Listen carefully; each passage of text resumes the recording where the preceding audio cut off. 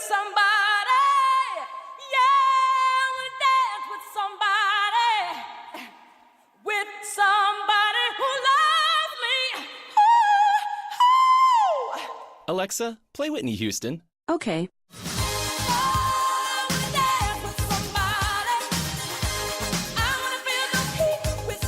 With Amazon Music, a voice is all you need. Get access to over 50 million songs. Download the Amazon Music app today. Blog Talk Radio.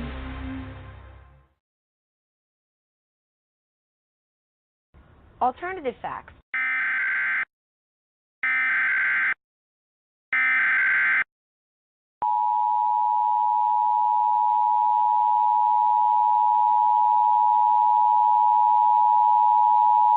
The following message is transmitted at the request of the United States government.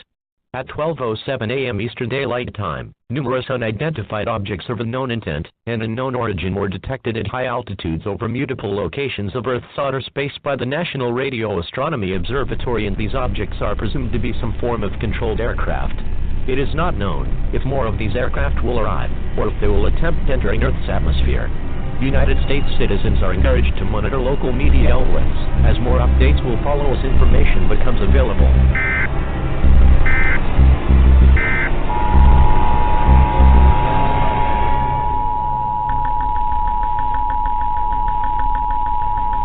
The following message is transmitted at the request of the United States government. Attacks by the undead have been reported in several states across the country. The dead are rising from their graves and are attacking the human race. At this time, it is expected that more attacks of this nature will occur in several other states in the next few hours. The intent behind their attack is unknown at this time. He has been observed that a bike or exchange of fluids is a method of transmission. This is an extremely dangerous situation if they crave the taste of human flesh. It is not known whether this event will last for hours, days, or even longer. Stay calm, as authorities have been dispatched to deal with these creatures. An all-clear siren will be sounded when this situation is under control.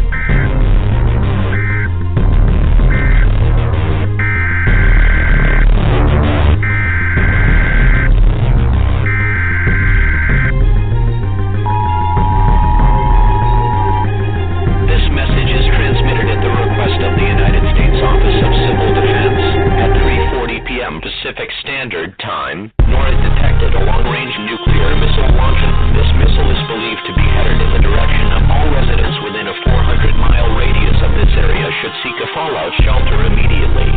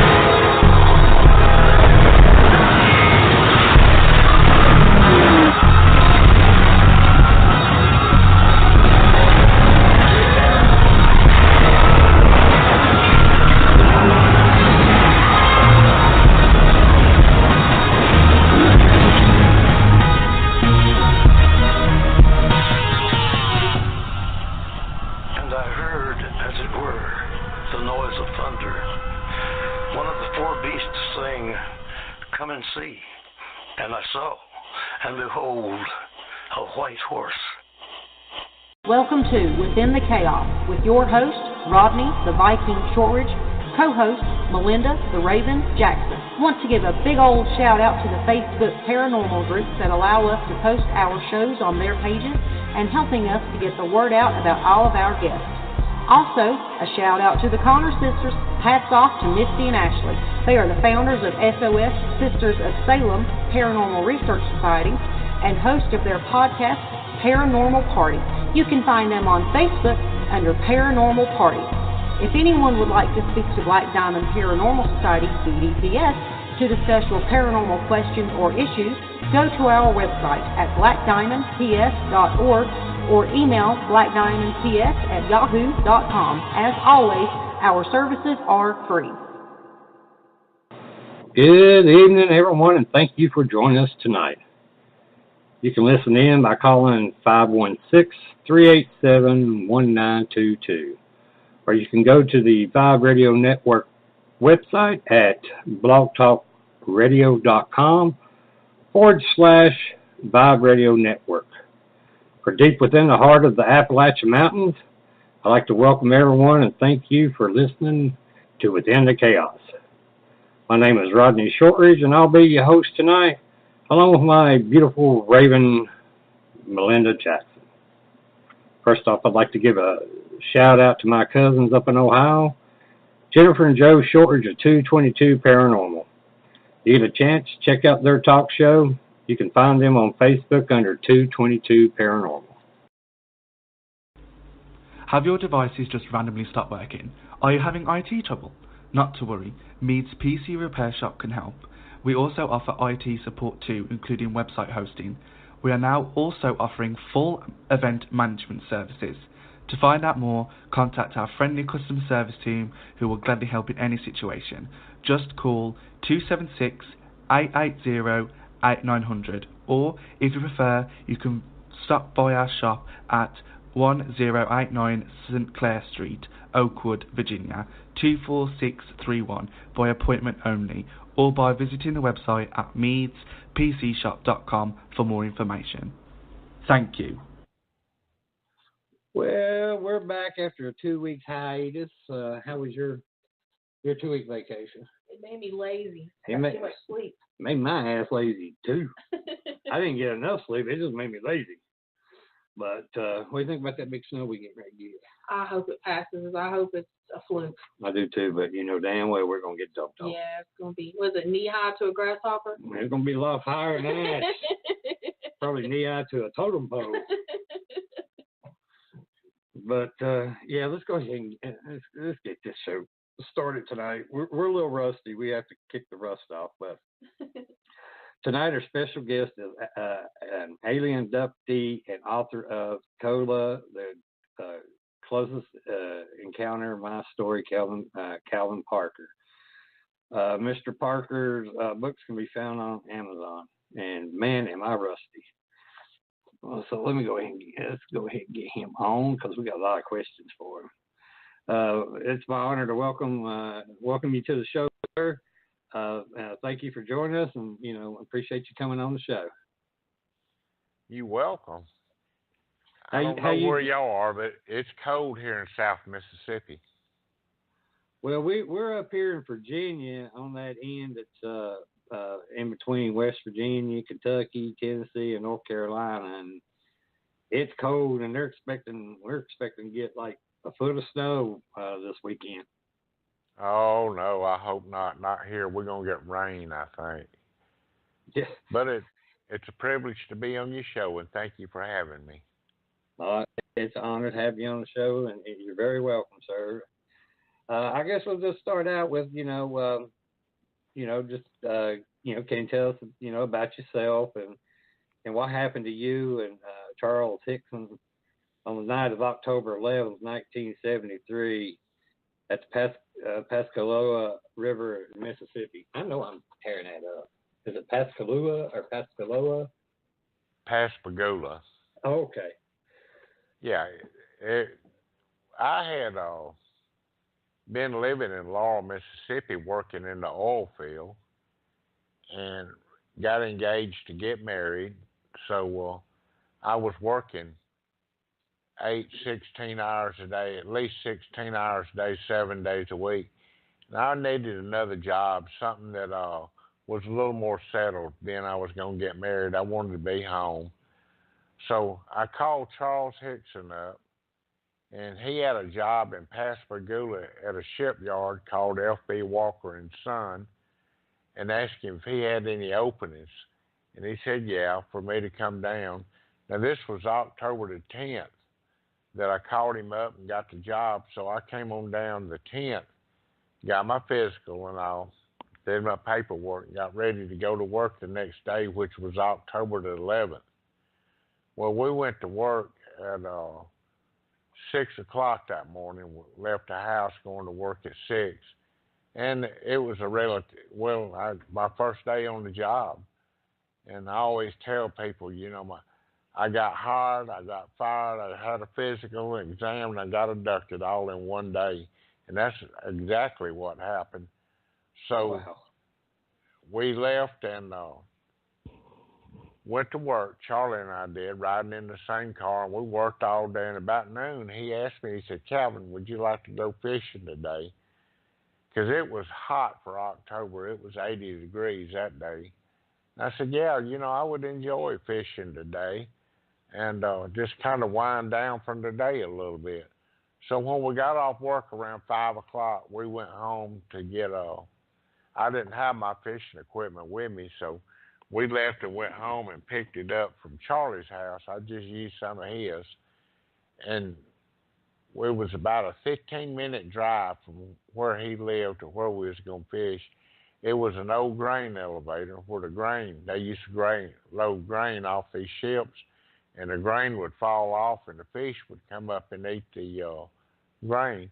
And it was an old shipyard there, Shaw Peters Shipyard, which had already closed down, so we was going to go sit on that pier.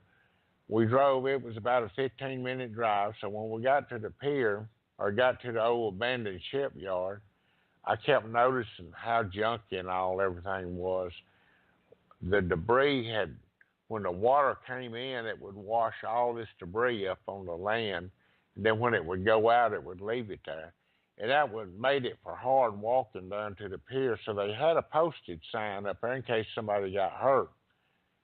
And I noticed the sign. I said, Charlie, this land is posted here, and we don't need to be on it because it's not our land or nothing. He said, nobody pays that no attention. Everybody fishes here.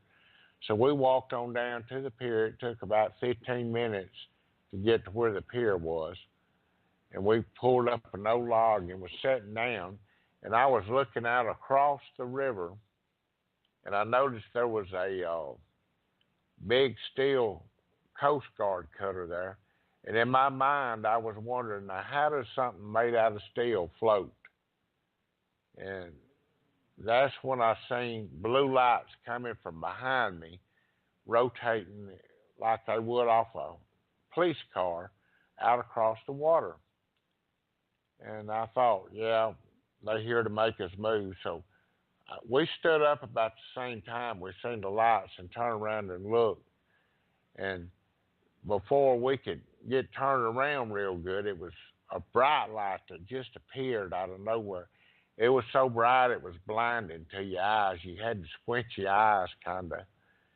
And the time we unsquinted our eyes, now I'm speaking for myself from here on because, I don't know what happened to Charlie, never asked him.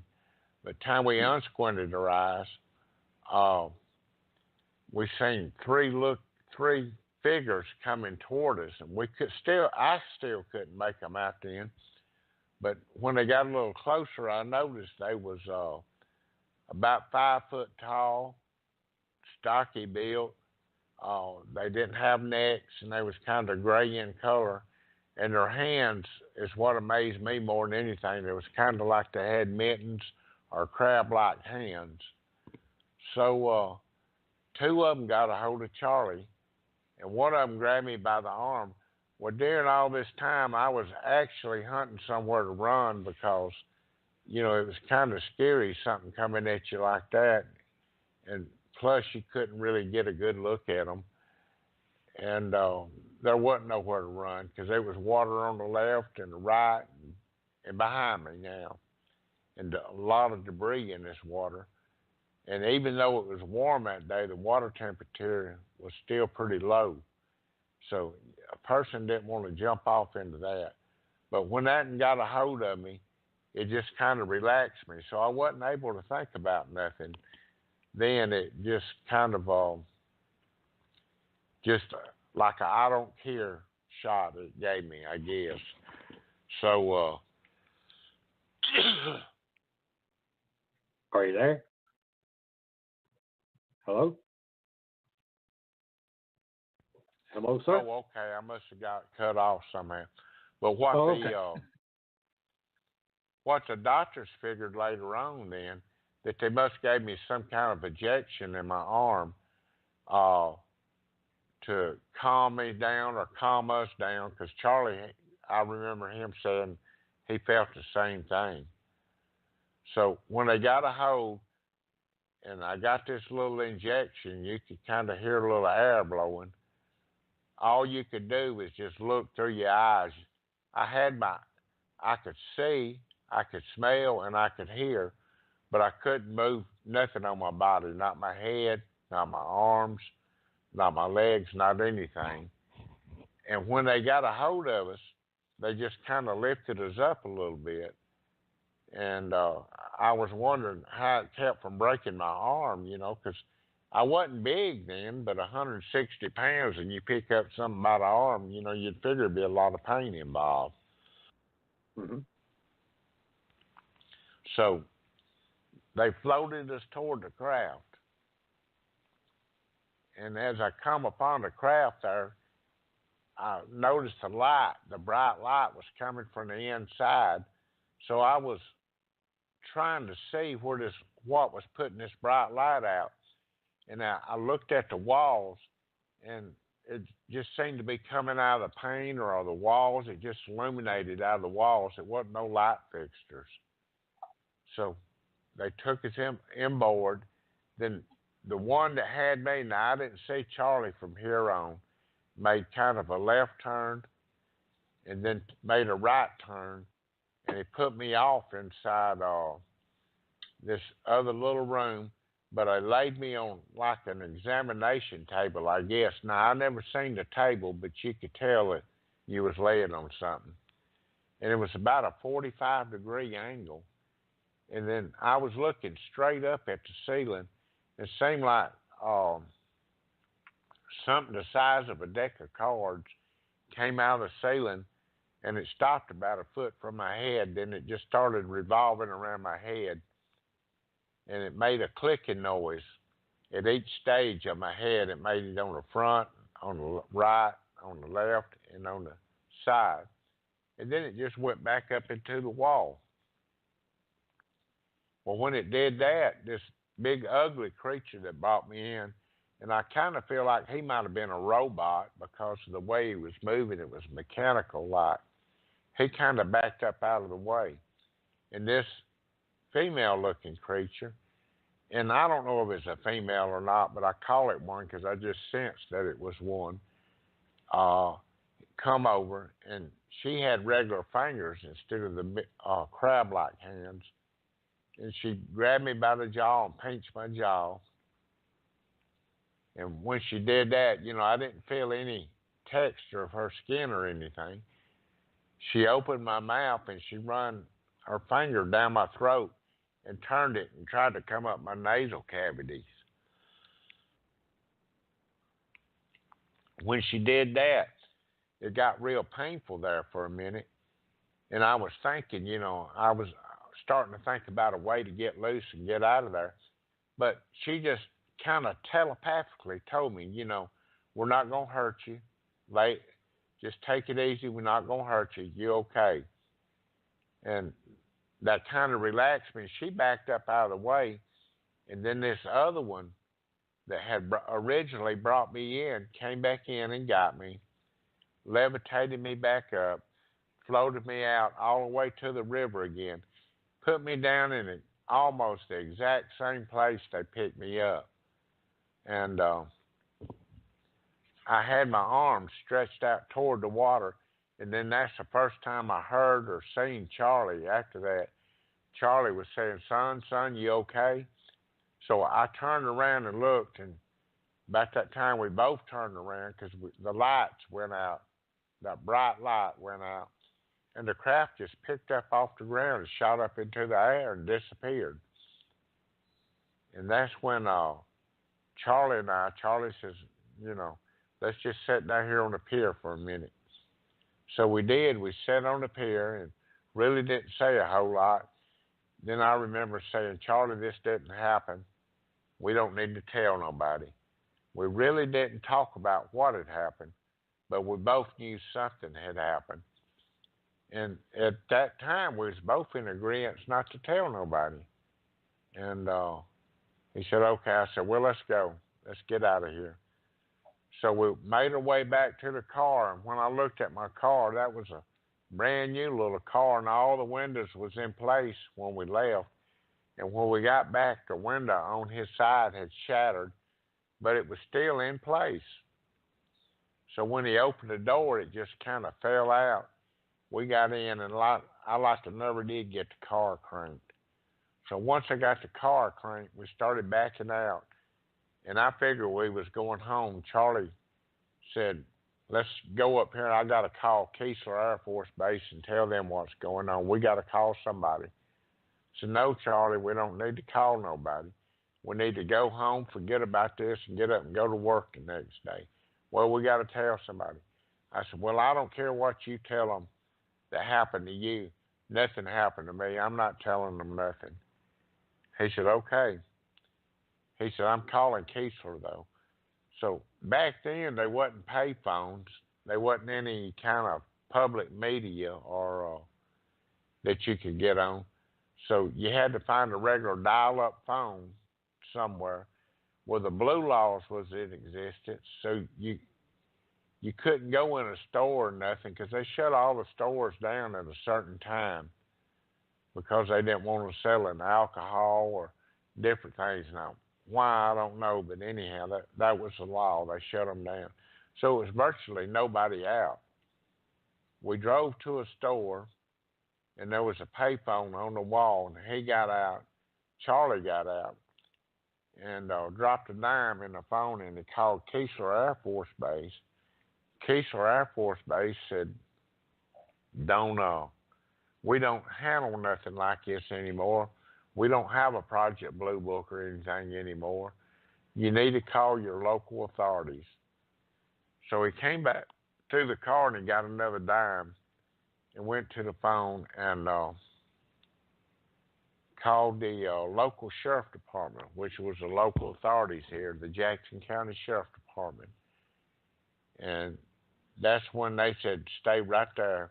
We're going to come see you. And it didn't take them. And I guess in their mind, they thought two idiots had seen a UFO, you know, and things like that just didn't happen back then. And we need to go check and see if they're drinking or whatever. So they did. They showed up, asked me to step out of the car. They kind of looked in the car a little bit. And they did a little field sobriety test to be sure we were sober and we could drive. They asked us to follow them to the sheriff's department. Well, when we got to the sheriff's department, they kind of split us up. They took Charlie in one room and me into another room. And that's when they interrogated us and asked us what happened. And, of course, I really didn't tell them much. I didn't tell them hardly anything. And Charlie was over there, and I guess he was telling them everything. So they brought us back out. They took us to a room, took us both to another room, and put us in a room together. And that's when they had a tape recorder in the drawer. And they would study taping us, listening to us talk, seeing what we had to say.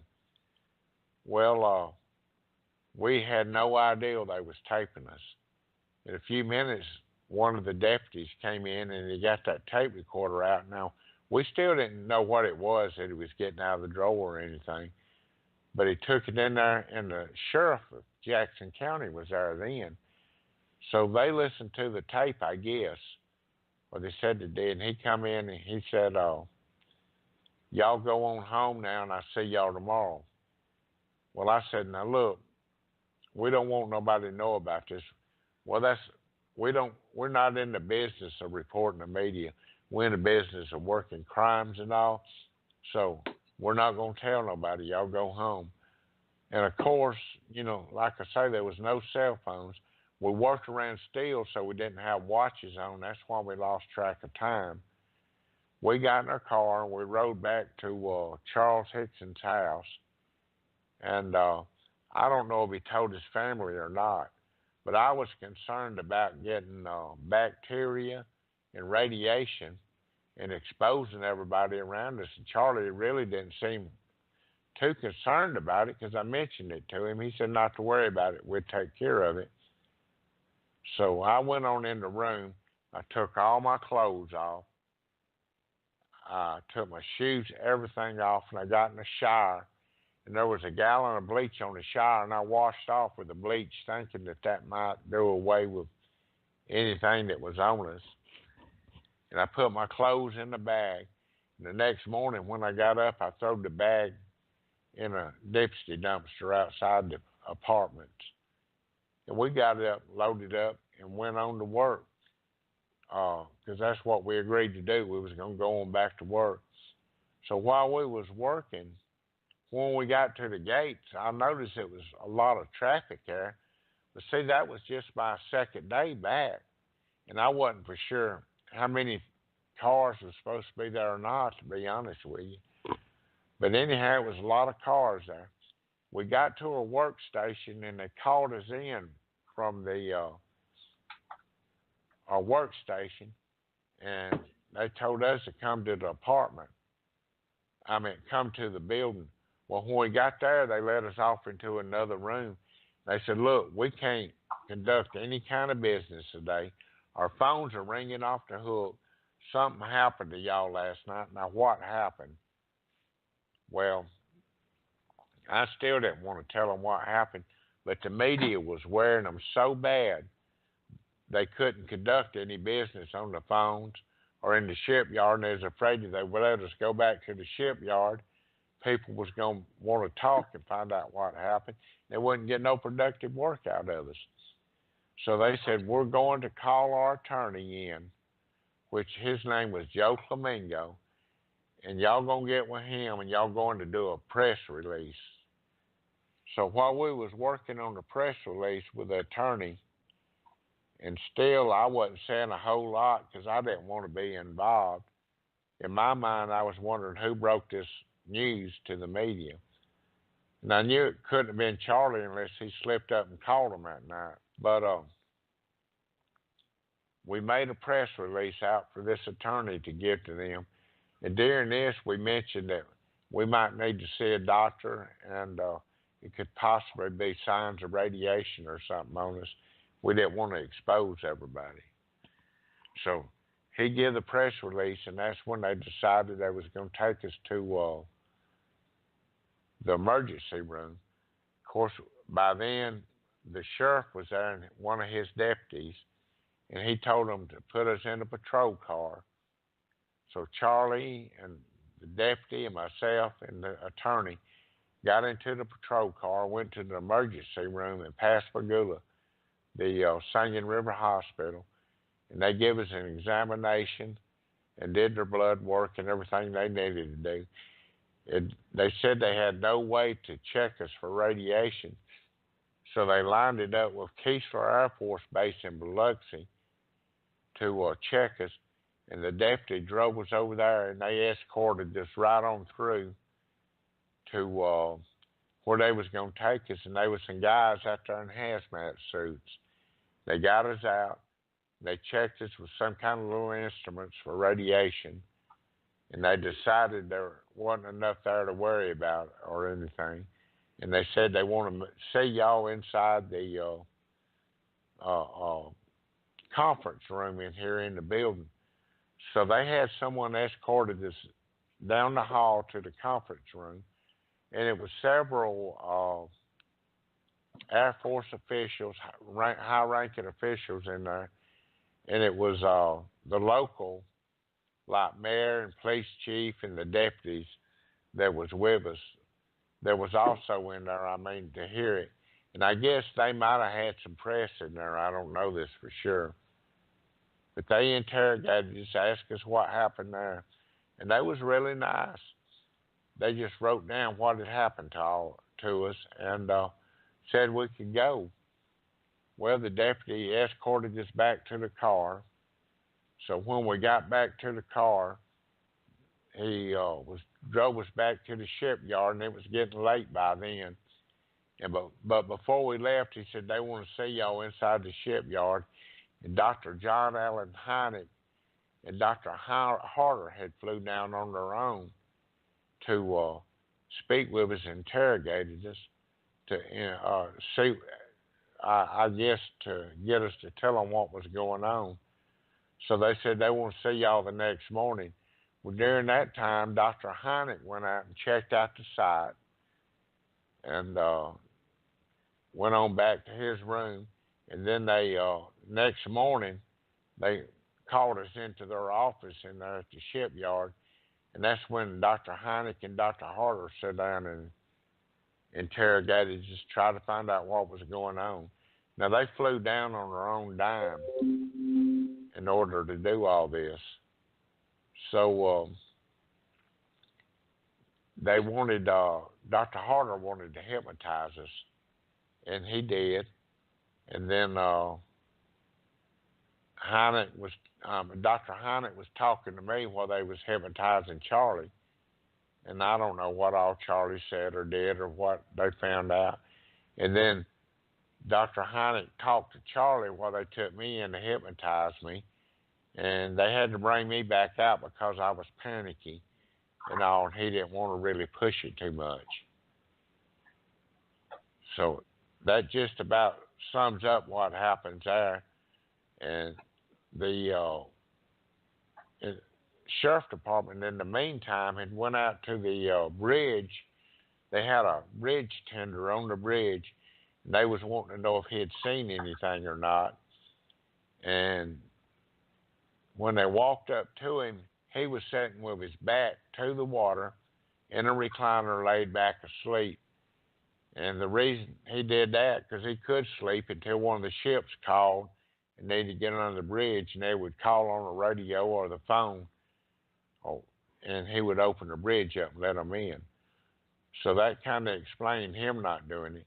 And, of course, there was no cameras back then on none of that stuff. Somebody said, well, they ought to have it on the camera. But they would have been cameras, but it wasn't any cameras. So, anyhow, that's what started the whole mess right there. That's when I broke down and went back to the shipyard and got my car. And I got my car and I left and I went back to Laurel, Mississippi. And when I was got back to Laurel, I needed to tell my family what had happened, but I didn't say a word to them because I didn't want nobody to know what happened. The only thing I did ask to the sheriff department was, why did y'all tell the press? Why did y'all tell everybody? He swore he didn't, but somebody had to leak the story. The only thing I could think of, and the only reason I could think of that the story got leaked, was back in that day they had scanners, and probably the press was listening in on scanners because that's what everybody did. They, would listen in to the police department, the fire department, and the sheriff department. They might have heard them when all this happened. Okay. Well, how old were you and Charles at the time when this happened? Charlie was 42 years old, and I was 18 years old. Okay. So when you was first abducted and all this happened, was you conscious all the way through the experience, or did you lose any sense of time or black out or anything like that? No, I didn't black out or anything, and I was conscious, but when this happened, I told Charlie I wasn't going to talk about it, and he was talking for everybody. He just told them that I had passed out, and I really hadn't, but that was just a kind of a cover story to evade the press and everything. But I stayed conscious the whole time. Now, I couldn't move, but I was conscious. Okay. Hello, Calvin. Hi. My first question for you tonight is, during the abduction, did you see Charlie within the ship? No, I didn't. When that one got a hold of me, actually, the only place I could see was straight in front of me because I couldn't turn my head either way. So, you know, we really couldn't see each other, or I couldn't see him. Well, And did anyone... I'm sorry, go ahead. And that was a pretty big ship when you went in. Now, I went to the left, and he told me they took him to the right. Now, other than that, we didn't talk about it. Well, did anyone else experience or witness a UFO that night? There was several. There was a parole officer that was driving across the toll bridge. It wasn't a toll bridge, but driving across the bridge and he seen the craft before it landed over there and all. And then it was a parole officer, and then it was a preacher that had seen this, and he actually had seen it landing and all. And they had called it in and reported it. And then on another deal that same night, the U.S. Coast Guard, and it's on record in the book, where they had seen it, and 6 of the Coast Guard members got called out. They took a cutter and they run out. And they found a craft underwater, and they took a long pole and they bumped on it, and it just disappeared. But it was 2 other fishermen that had caught them on that. So it was quite a few witnesses. Okay. Well, after all these years, I know you thought about it a lot. What do you think that the aliens wanted from you and Charlie? You know, I have thought about this a lot, and I really don't know. The only thing I could really figure out is maybe we was some kind of a laboratory experiment or something, kind of like the United States used to do on animals and all until they made them stop. I felt like maybe we was some kind of experiment to see if they could coexist with us down here, or what affected us, or I don't know, just maybe like a play toy to them. Mm-hmm. Well, do you think there might be other aliens and civilizations out there? There is no doubt in my mind that it is.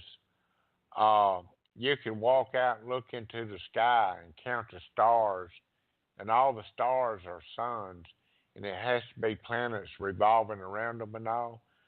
It would be kind of a foolish thought for me, speaking for myself, to think that it wasn't any other kind of life around.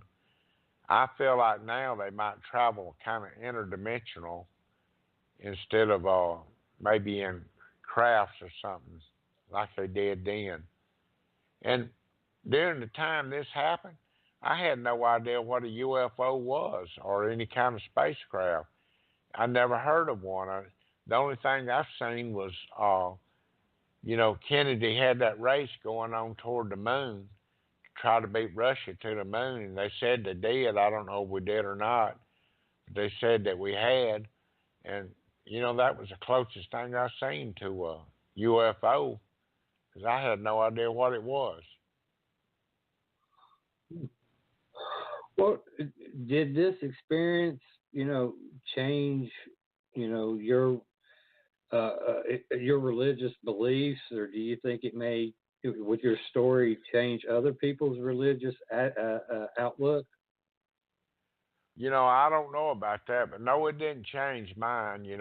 There's no doubt in my mind that it's a God and that Jesus died on the cross for us. And, I'm a firm believer in religion, and I might not live it like I should at times, but, we all have our downfalls and skeletons in our closet. So, but, it's no doubt in my mind about it being a God. It never changed my mind about that.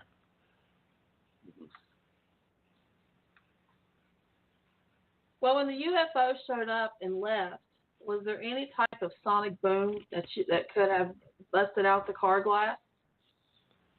No, but the car was parked probably 50 yards from the craft where it had landed, just parallel to it.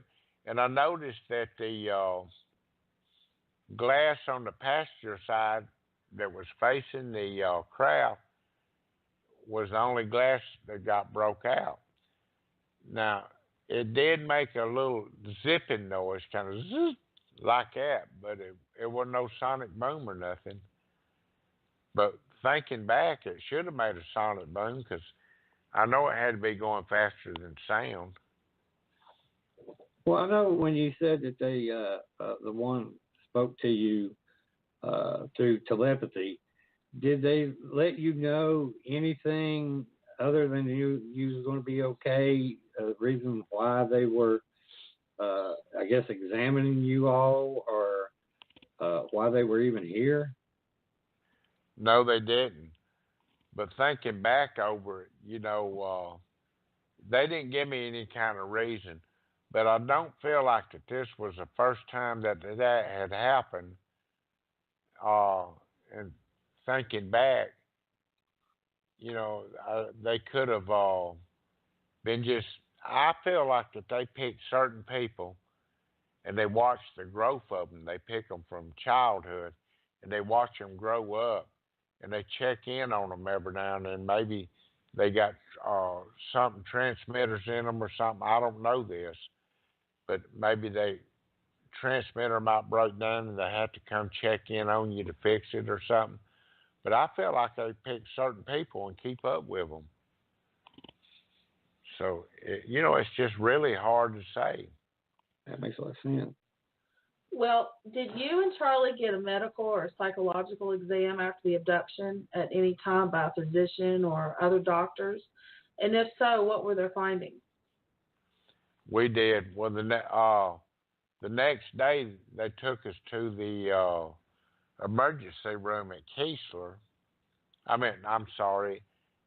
Singing River Hospital, and they did blood work and they did a lot of stuff, and they looked at the injection site where that went in, and they explained to me that it looked like a mark where they just injected air shot into me. But, I wanted to get the medical records when I wrote this book. But we had Hurricane Katrina in 2005. It destroyed any kind of records or anything else that was around here. So, that was all kind of out of touch. And I really didn't, up until then, I had no need for them because I never planned on doing a book. So, but when I left and went back to Laurel, then I had a nervous breakdown, and they examined me for a day. Or it really wasn't a nervous breakdown. It's just I forget what they were, like a stress breakdown of your system there for a while. But mentally, they said we was all okay and fit, physically. That's good. When you're 18 years old, you're in pretty good health. Not now, but when I was 18, I was. Well, have you had any medical problems, throughout the years? And if so, do you think that maybe these problems could be related to your abduction? I do. I have had a few problems. Number one, from the time I was, from the time I was 25 years old, I've had extremely high blood pressure, and I've been on blood pressure medicine. And then after that, I started having regular nosebleeds, and it would bleed bad. So I feel like all that resolves back from this, because in 2010, because of the blood pressure, I had a stroke.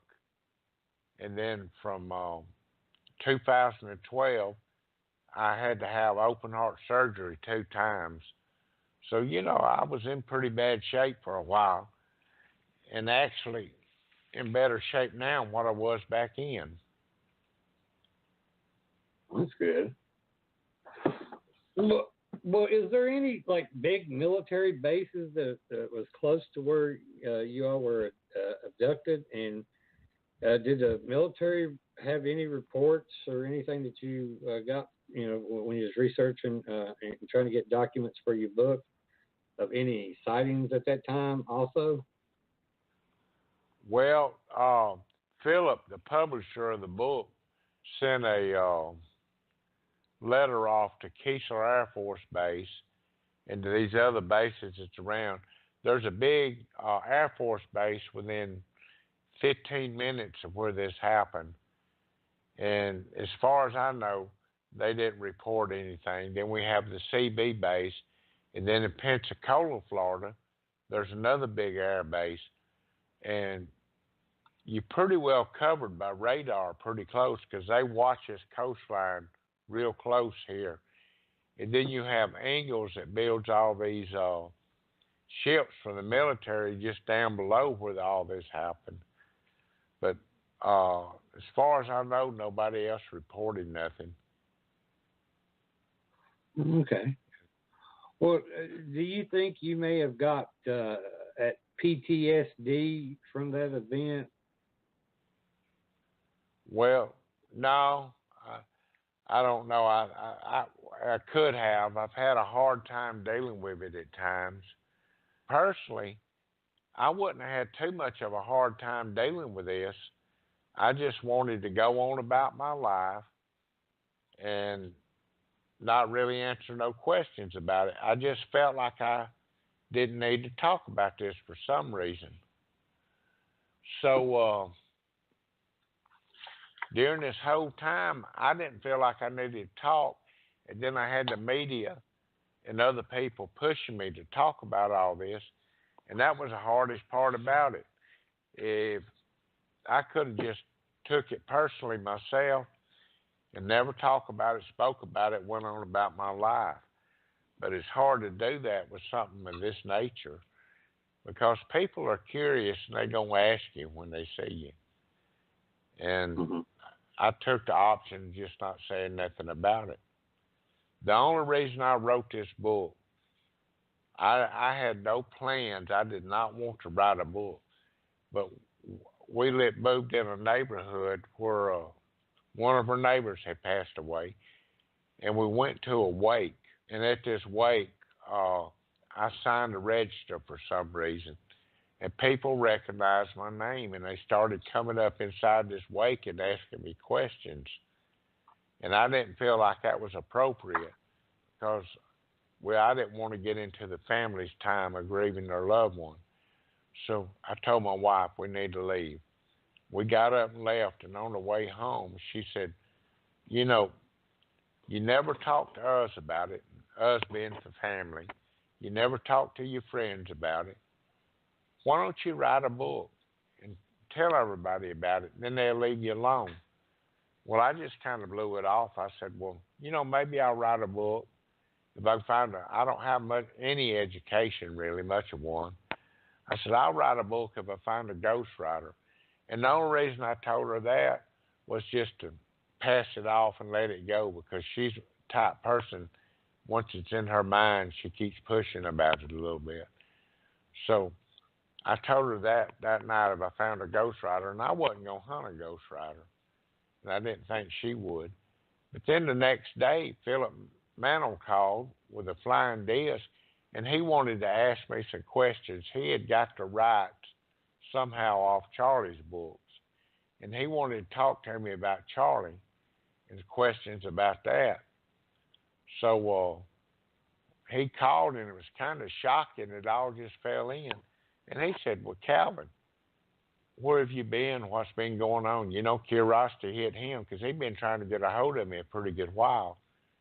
So I told him, I just been hiding out. He said, look, I know you had trouble with the press and them changing things. You don't like that. Why don't you write a book, put it in your words?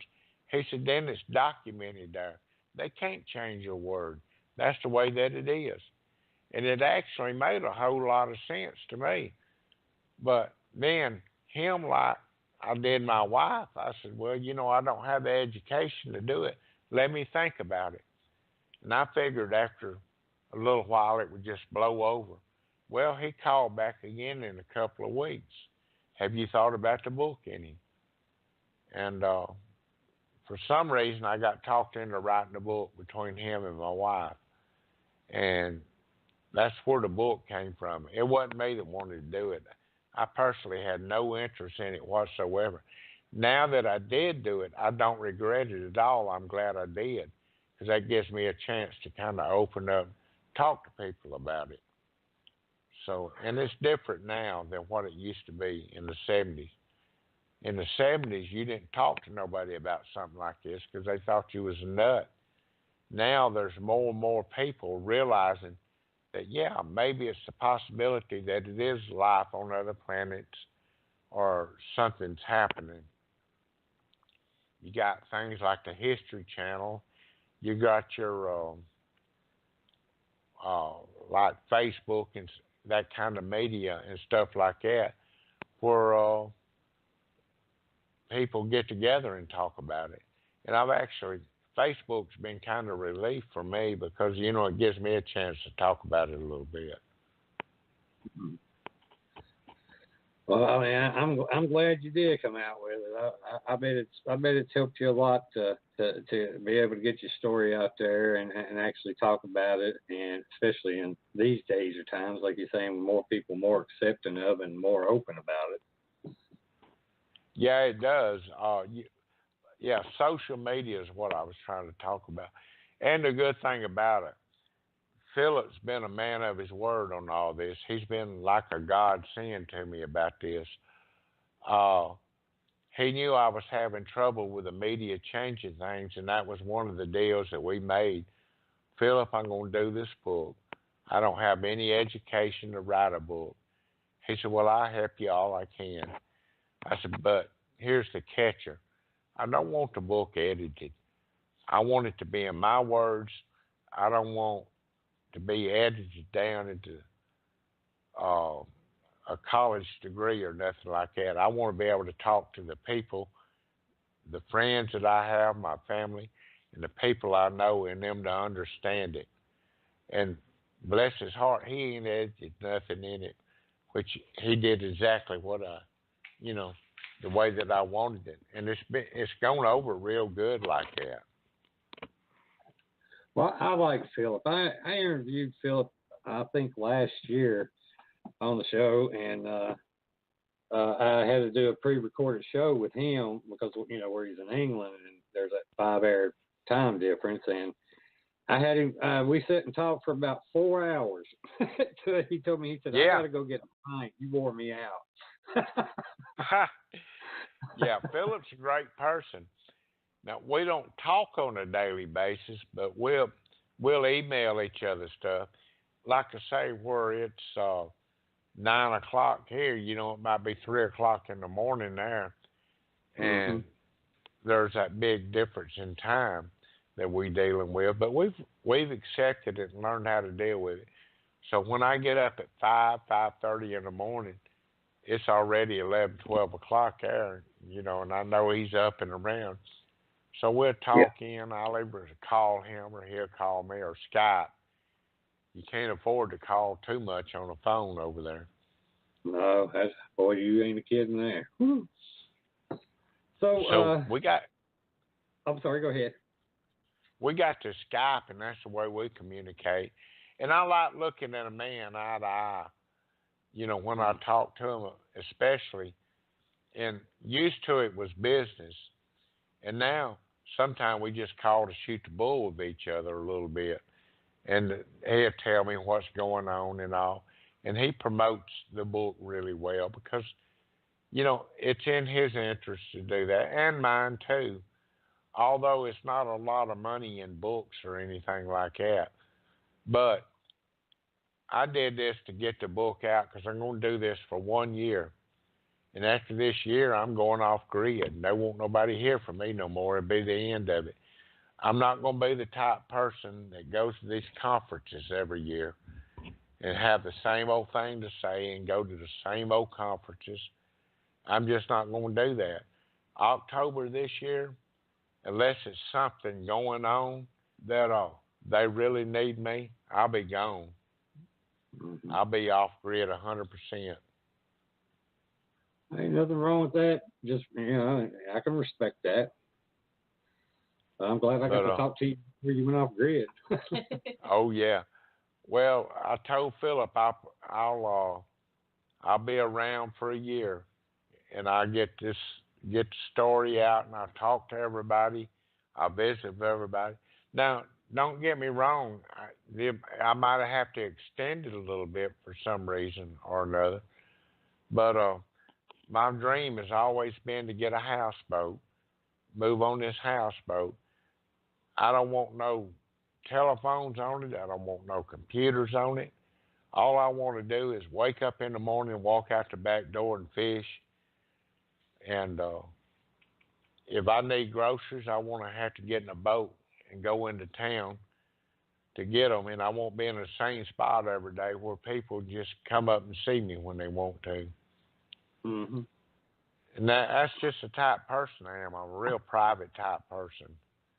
Mm-hmm. But I've needed this in my life to be able to get out and to socialize with people. And there's other people that have stories that they want to tell me. And I like listening to their stories, and maybe I can help somebody on the way. But I just don't like, basically, I'm not a people person. It's not that I don't like them. I'm just not a social type person. And the way to stay away from everybody, again, would be go get on your boat and just leave when you want to. That's right. That's one thing good about where we live at, kind of in the woods and up in the mountains. So she damn sure lives out in the middle of nowhere. I got neighbors, but I wish they'd go away. Yeah. Well, see, I wouldn't like the mountains because I don't like cold weather and the snow. But down here on the coast up until the last 2 years, it's normally pretty warm temperature. It's tolerable. You can stand it. You don't have any snow usually. If you do, it's just here and there. So, I enjoy the climate down here because it's normally pretty warm, or you put a jacket on and be comfortable. And I love to fish, so the water's perfect for me. Can't nobody get in their car and they can't drive up to see you and all. And, it's just a different world altogether. But I met some real good friends that I do have down here, and we all fish together. During the summer, we'll all stay together and fish and play, and they all got their camps to come down. Then during the winter, you might not hear from them, but occasionally. But if you need one, you can call them, and they're here to help you, or you there to help them. Mm-hmm. That's the way it used to be around here, but things have changed. Oh, it's changed here too. The people, there's a lot of people come around. They've got addicted on drugs, and the world is just turning basically terrible as far as I'm concerned. When I was coming up, you could when you went to bed at night, you didn't care if you had your screen door locked at night. You didn't normally have air conditioner or nothing. So you leave your door open and had a screen door and let the wind blow through with a ceiling fan if you happen to have one. And you didn't worry about people breaking in on you or anything. But nowadays, you better make sure you're locked up because somebody might try to come in on you. Now, I don't think nobody would try here because they'd get a big surprise if they do. But, I would hate to hurt somebody like that. But once you get a certain age, you take precautions to protect yourself and your family and your friends. And that's what I do here, and I would not hesitate if somebody broke into my house to send them wherever they think they need to go. I agree 100% with that. Yeah. I even give an opportunity. You better make your peace with whoever because I'm about ready to send you there. Yeah. You don't want to just come in here and wake me up in the middle of the night. Plus, I got my little dog I sleep with, and he pretty well lets me know when there's somebody here. I know it was kind of funny, and I even mentioned this in the book. I said that I have a daughter and I wanted grandbabies and all, but it don't look like she's going to have them. So instead, we got a dog, and I treat him like a grandbaby in a way, I guess, and he is spoiled too. He makes every move that I make, and he's just a big old family pest, what he is. And he's scared of his own shadow, but he sure makes a lot of noise. Oh, gosh. So at night, he wakes up, and he likes to prowl around. So I just kind of moved in the room, let him sleep in there with me, moved out of the room with my wife, and that way, he won't wake everybody up. I let him out, and I'll take care of him. But we've got attached to him. And that's what happens with them pets, especially little dogs. Well, and never did I realize until he came in my life. My son passed away at a young age, just a few years ago, about 7 years ago. Well, when he did, the little dog come up to, was a stray. It was just come up. Somebody, I guess, I had thrown him out or left him. And I got to feeling sorry for him out there, begging for food, so I just brought him in. And we fed him up. He was young then. And he showed up on my son's birthday, or no, the day my son passed away. And things just keep going in. And that's how he got into the family. And I never knew how animals have feelings like they do. But I used to be a big hunter and fisherman and all that. Now I still fish, but I don't hunt at all anymore. Now I do eat. I eat deer and stuff, but I don't go out personally anymore and hunt. One thing, I'm not able. Another thing, I just kind of got to like animals. Ain't nothing wrong with that. I do have a question for you about the tapes that the sheriff's office, I guess, secretly recorded you and Charles. Has those tapes been put out in the media or anything like that?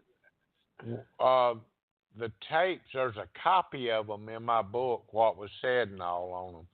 But as far as the actual tape, it was a cassette tape, and it got destroyed during the hurricanes, I guess. Now, I'm supposed to see the sheriff tomorrow, and I'm going to ask him if maybe there's a trace of it somewhere. But I think this tape come up missing maybe even before the hurricane. I believe somebody got it for some reason. Because it's out there on social media in a lot of places. Now, I know that Philip had it dictated off into the book, and it's word for word into the book. And then, other than that, I don't know where it went. Okay. Well, why do you think that they was recording you all like that? Was there a purpose to it? I believe it was. Used to, and this is what I heard from the sheriff's department and all. Used to, if you had somebody and there was a criminal or something, and they interrogated them, they'd put a tape recorder in a room with them, maybe put somebody else in there, and they might talk or tell them about the crime. So I'm figuring that was the same, based on the same thing when they did us. They put us in there to see if we might say, well, we got them food or all that. And they wasn't expecting to hear the fear that was in our voices from Charlie and I both. And, Charlie was a seasoned vet and been to North Korea and all. And So for him to be scared, also, it had to be pretty scary. Of course, I was just an 18-year-old kid. Mm-hmm. Dang. Well, I know you mentioned that James Harbour, Dr. Hynek, and Linda Howe took interest in your case. What was their investigations? Their findings of y'all's abduction. What now did they say about it? Dr. John Allen Hynek, he was on Project Blue Book and all, and investigated stories, and they hired Hynek on Project Blue Book to discredit stories of this nature, because for some reason the Air Force didn't want all this to come out. But Dr. Hynek, on the other hand, he kept investigating different things. So when he flew down, he brought Dr. Harder with him, which he was engineer or something, I don't know. But anyhow, Dr. Hynek said that there was a great amount of fear in our stories, and he believed that something happened. He didn't know what had happened. And if we was actors, then we should be in Hollywood because we was doing such a good job acting. And that's where him and Harder left it. Now, Linda Howe, she got into the, later on, just this year, got into investigating my background, my family, and all that. And she pulled, everybody has things in their past, and she pulled a lot of stuff out, and it was true and had happened and all that, such as my father used to work in Area 51 in Groom Lake, and she pulled all that out. He worked for the Atomic Energy Commission when they exploded these nuclear devices in these wells and was testing them back in the 60s and 70s to see what the results was testing nuclear bombs. And then he did this work in Petal, Mississippi called Project Dribble, where they exploded a nuclear device there. Well, she found out about working around all this radiation and stuff and different things in my background, and brought all that out to the attention. He kind of wanted to relate it back to that. And, I didn't know nothing about it, and I wouldn't talk about it if I did, because the FBI did background checks on everybody, on him and his family and neighbors and friends, and there wasn't nobody supposed to talk about it, but it all just come out.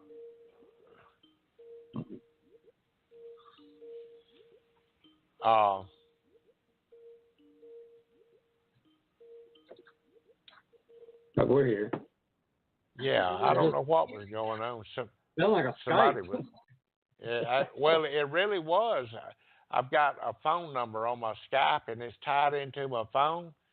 I thought, well, what in the world's happening? And then I said, well, I might have got cut off, and y'all might be calling back. But I don't know what the world's going on. But anyhow, Linda Howe found out about all this, and she wanted to kind of relate this abduction back into all that. But I don't think it had nothing to do with him working out in Groom Lake in Area 51. They experiment. I think a lot of how they got contacted in there, they experimented in with these aircrafts and all.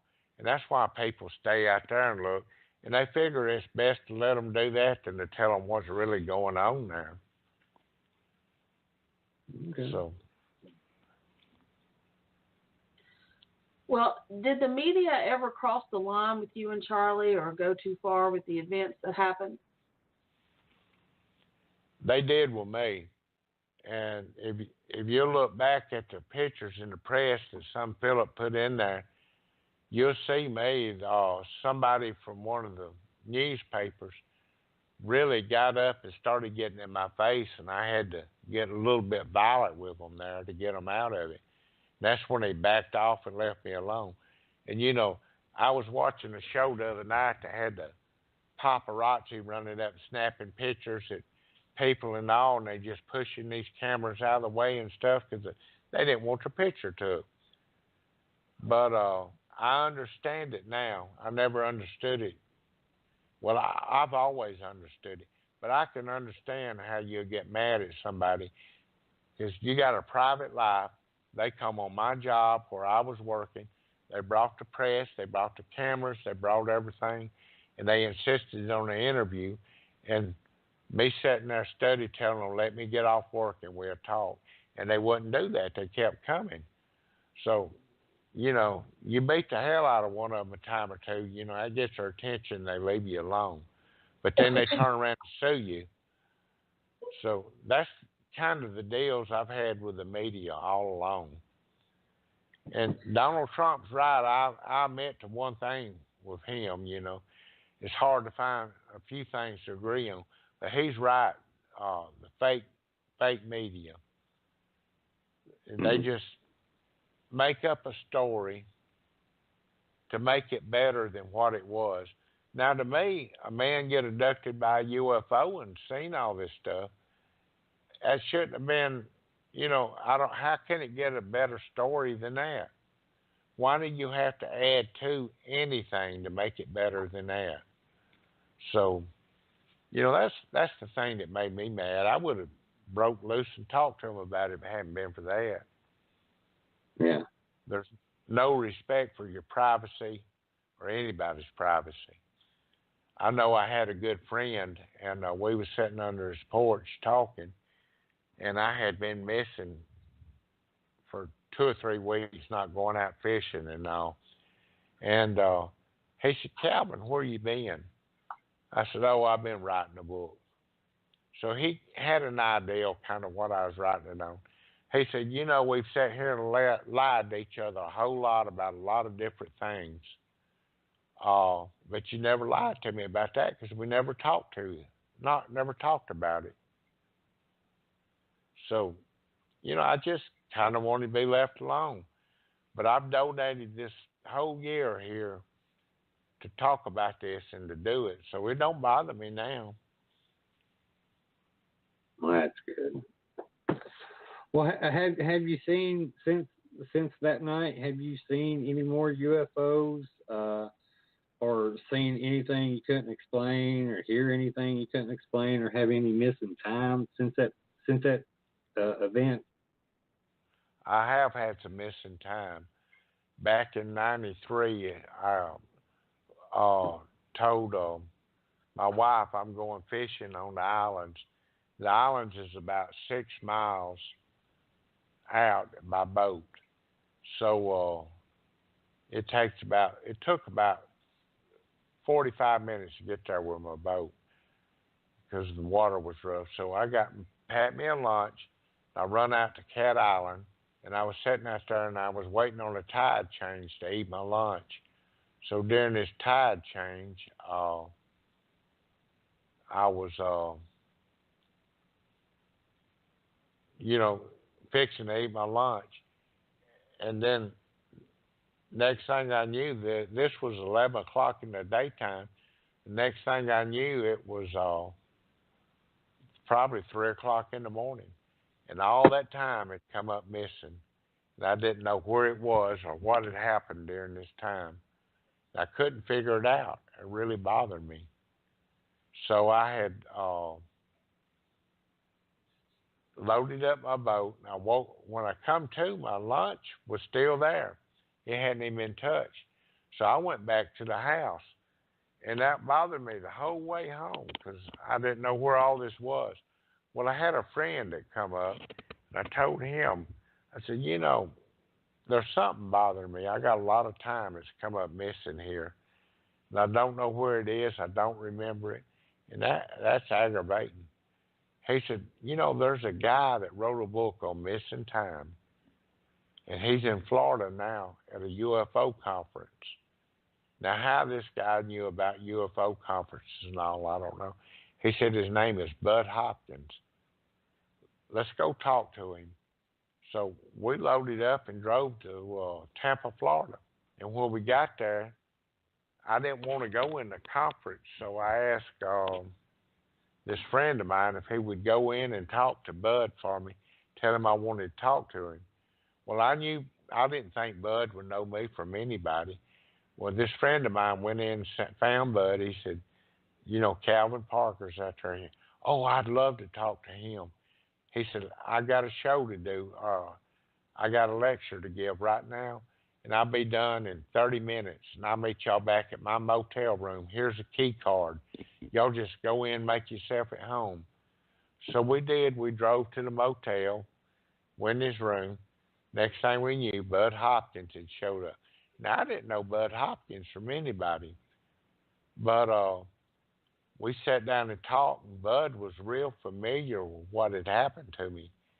And he had just written this book on missing time, and I was really interested in hearing that. Bud said, let me hypnotize you.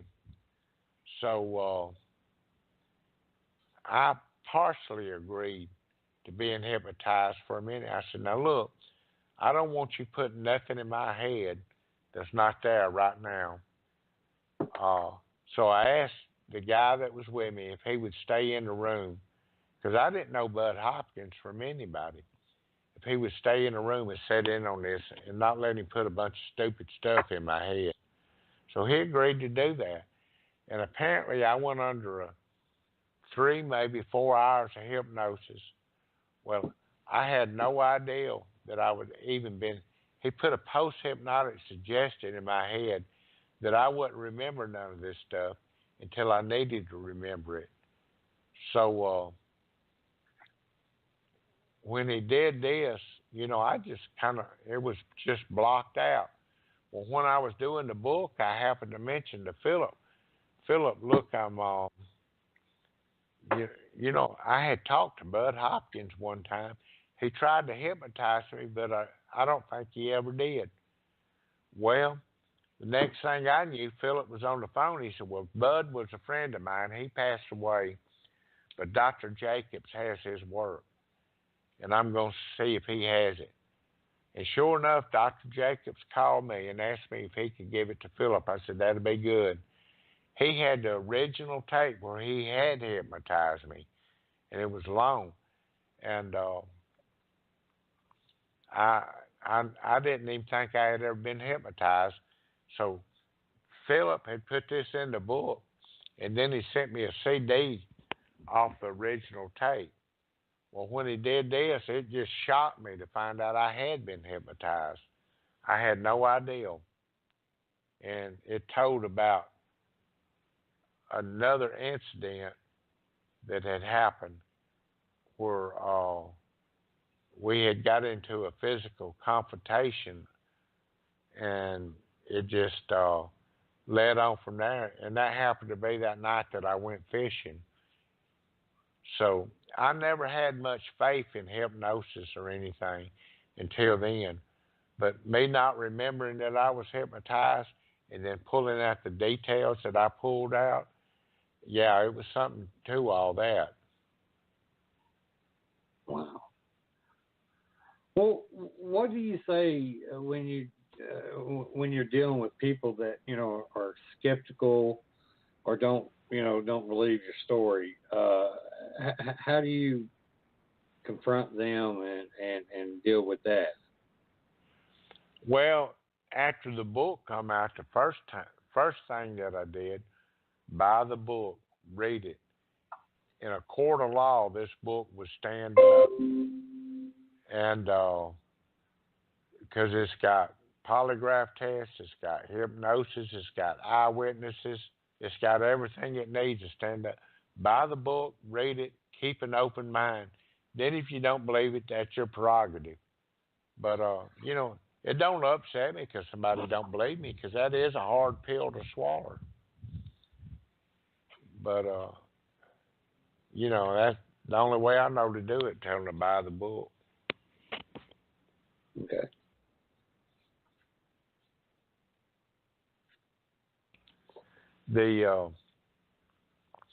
Philip took a lot of pain in putting evidence and facts into the book. I mean, he would research and he's pulled stuff out that I didn't even know was out there, and he placed it in this book because I've had the polygraph test, I had the voice stress test, I had eyewitness accounts, and he's talked to many of them, and it just goes on, and it's something every day that just keeps coming up in this thing. So it gets better and better. Some of it I got the book come out on audio, and I've never, I wrote the book and I know what's in it.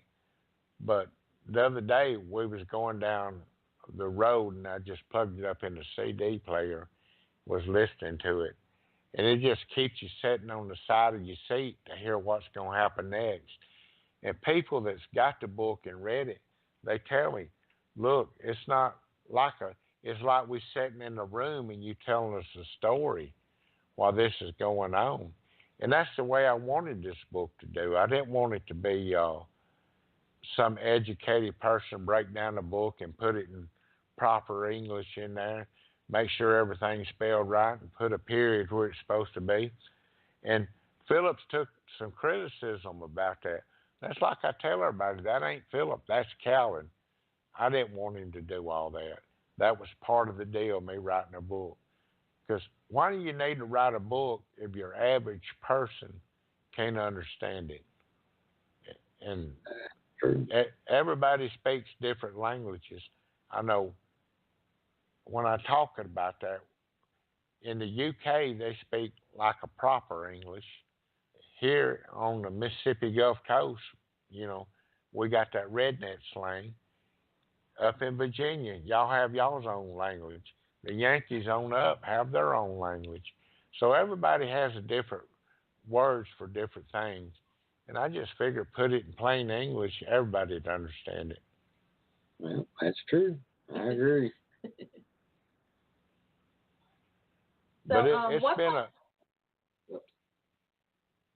Go ahead. No, it's fine. I was just going to say it's been a venture to me doing all this. What type of work have you done throughout your life? When I started out, I was in the oil field. I worked in the oil field. And then I went to work in construction. And I actually owned a construction company. And we did a lot of pipeline work. And then I went to work for a friend when I sold my company, and we did utilities for cities and municipalities and clearing and road work and all that. And it's pretty much just been construction and oil field all my life. And I've made good livings not having an education or nothing. I make it. Well, how has your family dealt with your experience? Well, I guess at one time they probably took it harder than I did, but they never said nothing to me about it. I can honestly say I don't know. We never talked about it, never communicated it or anything. So, it's really hard to say how that they handled it. Somebody asked me not long ago, I told them, I learned not to lie when I was young because my mother would take a bar of lye soap and wash my mouth out with it, and that taste got to be pretty bad after a few years, so you just stop telling any kind of lies or anything. I got the soap because I cussed. Well, that was part of my problem, too. It cures it, though, some. It does. It makes you think. Around mom and dad, yeah, I was good to go, but around everybody else, I ain't give a shit. Yeah. Yeah, it makes a difference. I know used to, we'd have to go to the woods and get our own switch, me and my brother. We got in trouble. We caught the end of that. And you never know where to get. He would try to get one big enough for me, and I would think I was going to get one used that he picked, you never knew which one she was going to use on you. So, well, see, I got real smart to that. I brought one time, Mom, and a little thin thing, and she's like, "You go back and get another one." So I went and broke a limb off, big old limb, about I guess a couple inches. I said, "Here you go," and it's a big old. And she said, "That's fine. You're gonna be a smart ass." She beat my ass with that stick.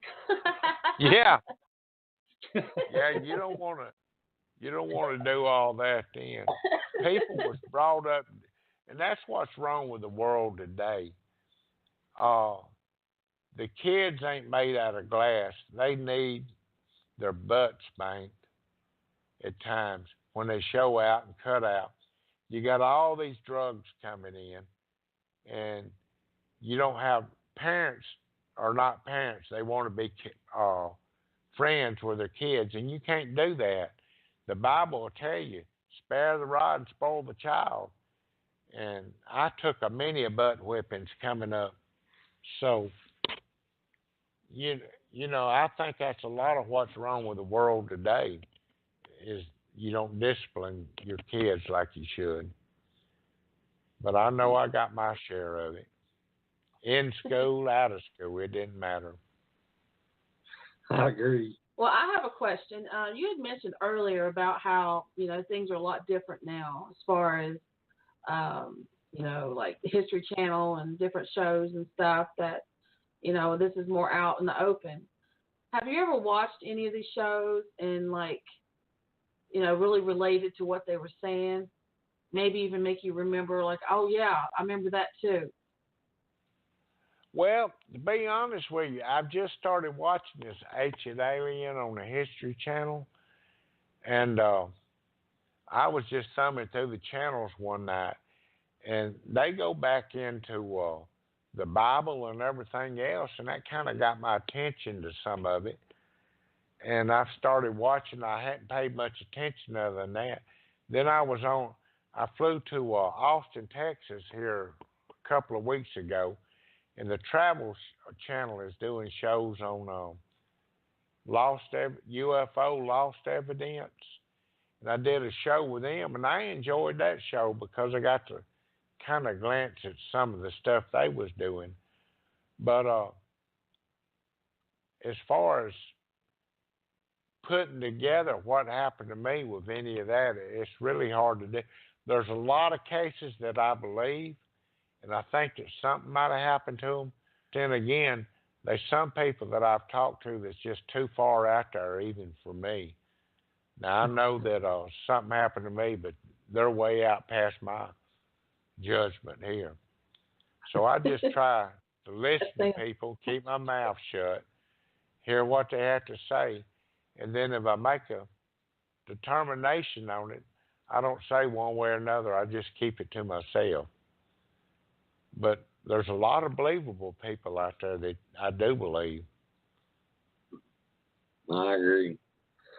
Well, has this experience caused you to have, nightmares throughout the years? Oh yeah, it's been times that I've had nightmares, and it's been times that I know right now there's parts of that book that I wrote. My wife can't even sit down and read. Like I say, up until here lately, I've never talked to her about it. Then when the book come out and she kind of started reading it, then there's parts in there that just scared her. And it is some scary parts in there. And then there's one part that kind of bothered me. Right after this happened, my mother had a farm in Ellisville, Mississippi. Her and my brother lived out there. And they said that one night they heard all the dogs barking, and the cattle had all run to the back of the farm. And they got up to see what it was and said it looked like a craft that was flying over. And she said, all I could say is, Calvin's not here, Calvin's not here. And this is a type woman, like I say, that'll wash your mouth out with soap for lying, and I'd believe her. So, it scared her, and I guess she thought, whatever she seen, she thought maybe they was coming after her. Wow. But just little stuff like that. Well, I know you've mentioned that being able to talk more about it and doing your book, has been kind of like therapy for you and has helped you. But how else have you been able to deal with your fear throughout the years of what happened to you? I just turned my life into work. I devoted my life into working and making money, and not that I saved any, but just work, and that was it. My social life was work. My social life was coming home, being with my wife and kids, and But other than that, I just nothing else in it. We never even took a vacation or a honeymoon. One lady told me the other day, "Well, you still owe me a honeymoon for 45 years ago." I thought, yeah, probably so. So I didn't get out in public because of what had happened. So I just changed the way that I lived. I stayed to myself. We fish a lot. We get off on the boat sometime and go off together. We'd be gone all day fishing. And up until I had my stroke and heart attacks, I fished 7 days a week after my stroke, because that was just the way to do it. And that's like tonight. When I get off this off right here, it's kind of chilly and cold. I'll go in there and put my insulated coveralls on. My boat's in the water, and I'll run out and jump on the boat, and I'll run out for 3 or 4 hours and fish. So it don't bother me to be out on the water at night or to look around. It's peaceful. There's a lot of times I get on my boat and I go out and I just lay there, look up in the sky and look around, not even try to fish. Wow. It's just a peaceful life. Poetic. It is. Yeah. Well, there's time in a person's life when they just get tired of everything. They just want to be peaceful, and that's the way that I am now. And I'm going to put all this behind. That's what I'm going to be. Well, ain't nothing wrong with that. Do you ever wonder if they may be watching you? I'm almost sure they are. For some reason, I just have this feeling deep down inside that I'm being watched. And then again, you wonder, and I feel like that God's watching over me, because there's so many times that, I could have got killed or killed myself or something like that by doing stupid stuff, and it just works out every time. And then my health, I lived through what I shouldn't have lived through. The doctors already had me dead. So, and I did die one time. And, I lived through all this. So, I just take life every day.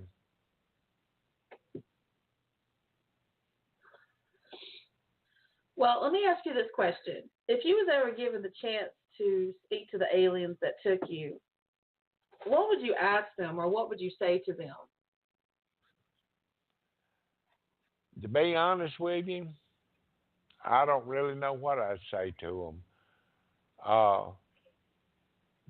If they'd been living here on Earth and all, they would have committed a big crime, because home invasion or something like that. Same thing if you're sitting in there on your couch watching TV, somebody kicked the door in and come in there and get you. Well, if I'm close enough to my gun, you know what I do to them. And it's the same thing with these. It would really kind of piss me off to have to deal with them right now. But I would. I mean, I wouldn't get violent or nothing, because you got to forgive everybody and everything. in a way. And a lot of people says, I wish that had been me. Well, I wish it had been them too. I could deal with it better it being them than me. But it's hard to say. But my main thing that I guess I would is why. Why do y'all come down here and mess with people? And why don't you just come down and let everybody see you? You know, they can abduct somebody off a riverbed fishing. They can go in front of a big TV news station and be seen whether the government wants them to or not. And I feel like the government's really covering up a lot of stuff in this. So just why did you do this? Well, I agree. I think the government knows a lot about it. They do, and I keep hoping they come off of it one day. I don't think they will. I think they're just going to drip it to people because I don't think, even though so many people are more accepting of it today, I still don't think that there's enough that would accept it. And the government, and I'm sure the governments of the world are afraid to cause some kind of chaos because it'd make people start questioning, you know, their religious beliefs. And I think the church has a lot to do with keeping it hid too. I think, especially the Catholic Church, they are stout. I think they probably do. Now, talking about causing chaos, just look what Orson Welles did on that little radio show he had, and that was completely fake. Invasion of the World, when he did that, he had people in a panic. Yeah. And, you know, so if this really happened, there's no doubt in my mind that people would panic. It would be chaos, literal chaos. And the government's not going to let that happen. Now, they might have to one day break down and tell everybody about it. Yeah, but that's probably a long way in the future. I just don't see them doing it anytime soon. As much as people with experiences like you've had, the Hills and so forth, they don't even like the idea. I'm sure people like you coming out and telling your story, and with the evidence and the tests and exams and lie detector tests and so forth, you know, proving everybody was being honest. They know that there's enough people out there that can keep them dumbed down. Then, you know, they can keep it under control. Well, you know, that's the reason they hired John Allen Hynek, was to debunk all this stuff. And then Hynek got to believe in this stuff. He got to see enough evidence that he knew the evidence was there. And he really quit so much debunking, and that's why they shut the program down, I think. I agree with you on that, man. I do. Well, Mr. Parker, we're getting ready to wind this down for you. I know it's been a long show. We got a couple more questions for you, and then we'll let you go. Okay. Are there any plans, you know, maybe for a movie or a TV show about your experience? Well, matter of fact, there are plans right now, and I'm not at liberty to discuss them. It's supposed to be, you know, real quiet. You know how them are. Yeah. But I feel like within this year we'll know more about that, and Philip would be better qualified to answer these questions. And I know you have Philip on your friends list on Facebook. Yeah. I just try to let him handle all that, and I just back off. But I have heard of plans for it because, you know, we kicked around the title, and we like the title. They say down here on the coast, when there's black water and a blue moon, strange things happen. And that night, it was a black water and blue moon. And so, you know, that's kind of the title we're leaning to for something like that. But who knows what's going to come out of it. That'd be awesome. I like to see it when it comes out, or whatever happens with it. Well, what's your plans for the rest of the year? I know it's not very many weeks left, but you got anything that you're going to be working on in the next 3 weeks, or are you just going to kick back, fish, and enjoy the holidays? Well, they have right here where I live in Pascagoula. These people have been so good to me down here. You know, they kept me hid from the media, and you know, so I'm going to do what I can to help my local people. Tomorrow, for instance, I'm going to a parade. I'm going to get to meet a lot of people there, get to sign a few books, and just kind of relax the rest of the year, which is not much of it left. And then starting in January, you know, I'll start doing my conferences and things like that again. Well, actually, I hadn't done any conferences. I'll start them next year, and I'll run through October as my last one, and we have to see what's going on. Now they're doing a movie. I'm going to be sure I set it on that to make sure that it's correct to what happened. Mm-hmm. So, you know, it's just I have to kind of wait and see. But the rest of the year, I'm going to relax and just be with my home people and my family. Mm-hmm. Well, Philip, he did send me a message, and he wanted me to ask you where. I know I sent you information where we just did the first Phantom Fest this year, and he wanted me to ask you again if you would be interested in coming up when we have it next year to come and speak and you know, and tell your story, and you know, see if you can sell some books and stuff like that. If you'd be interested. I would be interested. I'd have to see when it was and see if it conflicts with any of my schedule right now. Okay. Can you send me the information through an email or Facebook? And I'll sure look can. at it. That would be great. Because I'd love to come up and meet everybody and get together and talk. Oh, man, they love you because, I mean, you fit right in right here in this area because, I mean, we just hillbilly country people just like you all down Mississippi. I used to drive a truck. I've been all over South, and I tell you, people down in the South ain't no different than people here in Virginia. No, I tell you what, I like good, home, down-to-earth people. That's like when we fix supper here at night, you never know who's going to walk in the door to eat with you. So we always fix enough that anybody come, they welcome to eat. And it usually is somebody just coming up to visit knowing we're cooking. Just things like that I like about good old South. Yeah, that's how it is around here.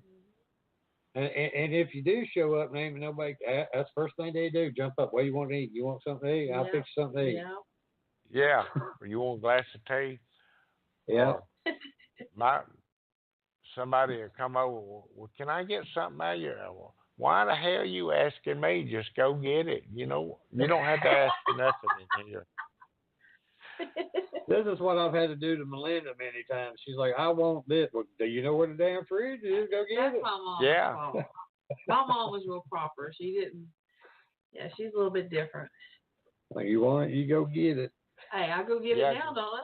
Yeah. Well, do you have a website or I guess you know you're on your Facebook and email and stuff. If anybody wants to get in touch with you and talk to you about anything that they got going on or anything they'd like to discuss with you. The best thing is come through my Facebook page. Now I'm using Philip's website, the Flying Disc. I forget it's in the flyingdisco.com. So I'm using that website, but I have my Facebook page, and that's easy enough to find right there. So if anybody wants to talk and visit, I'm always on there. Okay. Well, sir, I do. I appreciate you coming on the show and sharing your experience and your life I welcome you back anytime. I know you're getting ready to go into hiding, but hopefully I get to meet you before you go in hiding. Come up here. Oh, we Eat will. cornbread and beans with me. Oh man, I love cornbread and milk too. Oh yeah, do you like cornbread milk with onions in it? Y'all do that down Oh there? gosh, yeah. And sometimes we put cracklings in them. Yeah. That really makes them good. Hey, he's an honorary Virginian already. Yeah. I like fried bologna sandwiches, so Oh they yeah, always. with scrambled egg on it too. Whew, Yeah. My wife, when she used to fix my lunch, she would. When she was young, she burnt a bologna one time, and she found out I really liked it like that. I like mustard and burnt bologna and cheese. Make a sandwich out of it. We still eat that all the time. I mean, when we go fishing or something. I eat more bologna. Hell, I'm gonna turn into bologna. Yeah, there's so many different ways you can fix it. That's right. But Well, I've sir, enjoyed it. I've been so excited to get you on, and it's been a joy. I mean, I've had a good time. Like I said, I can't thank you enough for coming on the show. Thank you for having me, and I appreciate it. Hey, you all have a Merry Christmas and a Happy New Year, and I'll see that information sometime either tonight or tomorrow. Good deal. Y'all too. Thank you. Bye-bye. Oh, thank you. You have a good night. Bye-bye. Bye. Oh. What did y'all think about that? That was a great damn show. That was very good. That's a great show. Great. It is always a thrill to speak to somebody. It's real. It is so real, and you Yeah. know, you know, just that's true. That's Mm-hmm. pure truth coming right there. But there again, I want to thank Mr. Parker for coming on the show. And like I said, have nothing but respect for him. You know, it's hard to come out and talk about an experience like that, and he's dealt with it for so long. You know, and you get a chance to get his book. Go to Amazon.com and get a copy of his book, and show your appreciation and learn about him, and get a chance to give a shout out to him. But our special guest for next Thursday, December 13th at 10 p.m. will be Britain's best-selling nonfiction author, radio journalist, and broadcaster for the BBC, Graham Phillips, which we tried to get him on a few weeks ago, but it didn't go through. But he's going to come on, and we're going to be talking about Camelot. Is it Camelot? Camelot, King Arthur. King Arthur, Camelot? Yeah. Camelot. Yeah. Mm-hmm. So that's what we got in store for next week. That's one of my favorite stories. And mine too. So everyone have a great and safe weekend, especially with this snow coming in. Please be careful and don't be stupid. Get out there and get your ass froze off or buried in snow. So that's it for me. You got anything you want to say? Good night, everyone. What happened to the sexy good night, everyone? Good night, everyone. There we go. Y'all have a good one. I hope it hit the right one. Or did I even hit one? That's it for us tonight. I want to thank everyone that took the time to listen in. I'd like to give a big shout out to the Vibe Radio Network and to Ryan for putting up with us. Also to all the first responders and our men and women in the armed services. Thank you for your service and the sacrifices that you and your families make every day to keep our great nation safe. Tune in next week to another exciting show starting at 10 p.m. Eastern Standard Time. Everyone can go to our Facebook page Within the Chaos, and don't forget to like our page to see upcoming guests along with past shows, postings, or you can also go to my website at www.blackdiamondps.org or blogtalkradio.com/Vibe Radio Network. Also, we have a YouTube channel, so go to YouTube, look up Within the Chaos for past shows. Thanks again. Until next week, everyone have a safe weekend and have a good night. And love you all. Be careful out there.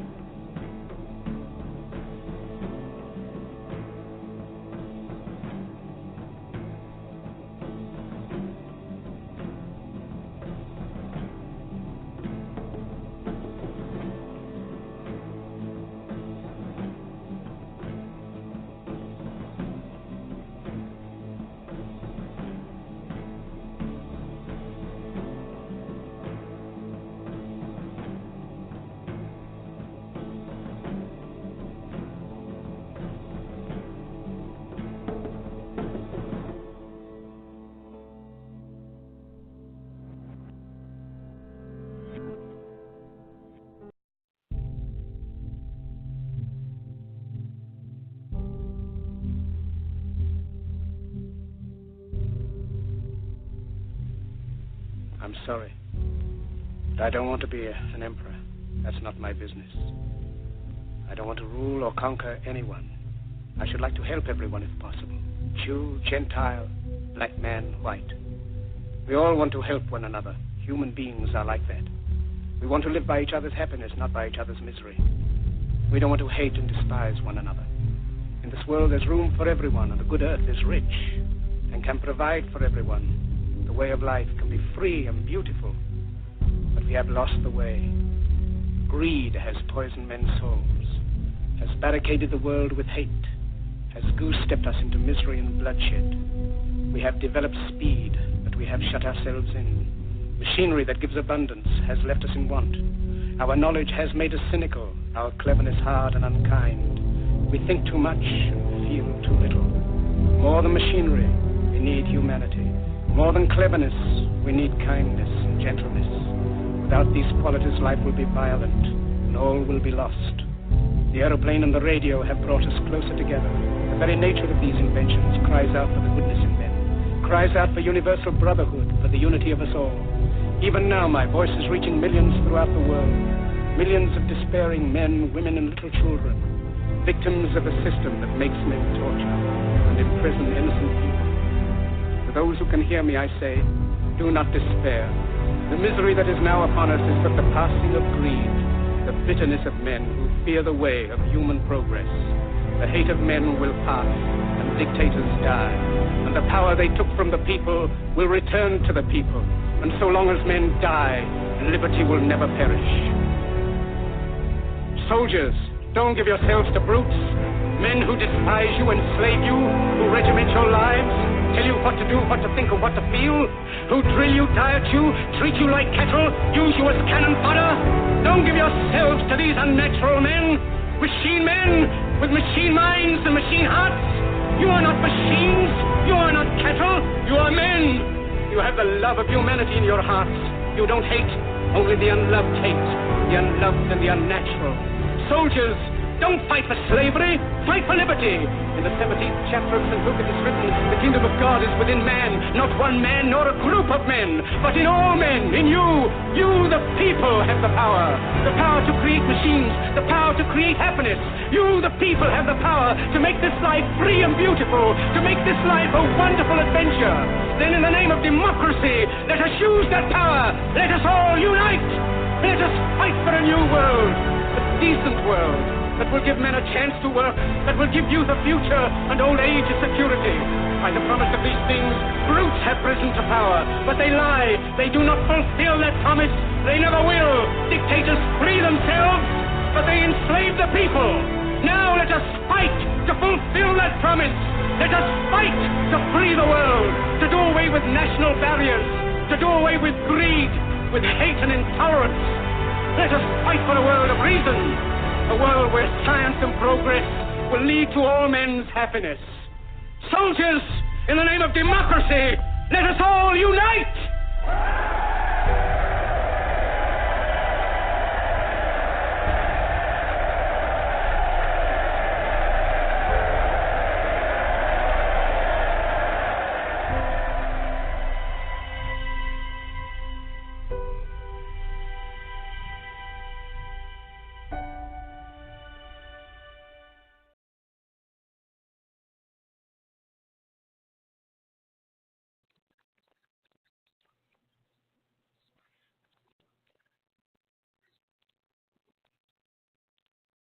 Holiday your heart out tomorrow at Old Navy with $1 cozy socks for the whole family. $1 holla. Everyone's favorite stocking stuffer is back. Just $1, just one day. Tomorrow at Old Navy. Hurry in or miss out. Valid 12/8, in stores only, limit 10.